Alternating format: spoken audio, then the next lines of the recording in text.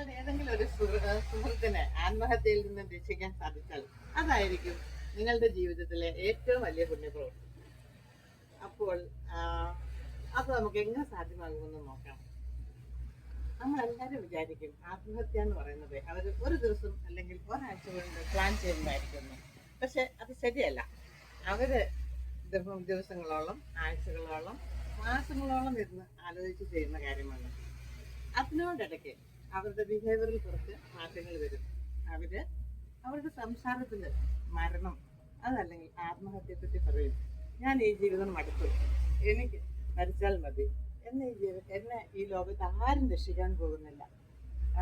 കൂടാതെ കൊണ്ട് അവർക്ക് ഇത്ര നാളും അവർക്ക് സന്തോഷം കൊടുത്തിരുന്ന ആക്ടിവിറ്റീസിലൊന്നും അവർ താല്പര്യം കാണിക്കത്തില്ല.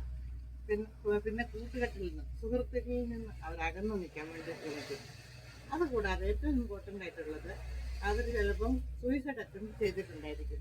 കൈകളിലൊക്കെ ബ്ലേഡ് കൊണ്ട് മുറിച്ച മാർക്ക്, കഴുത്തിൽ അവർക്ക് കയറ് കിട്ടിയ മാർക്ക്, ഇത് ചിലപ്പോൾ ചില കുട്ടികൾ കണ്ടെന്നിരിക്കും. അപ്പം ഇതിലേതെങ്കിലും ഒരു സിംറ്റം നിങ്ങൾ കണ്ടിട്ടുണ്ടെന്നരികിൽ നിങ്ങൾ രണ്ട് കാര്യം ചെയ്യണം.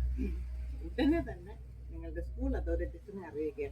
രണ്ടാമത്തേത് ചൈൽഡ് ഹെൽപ്പ് ലൈൻ 1098 അറിയിക്കുക. Congratulations, you have done a good job.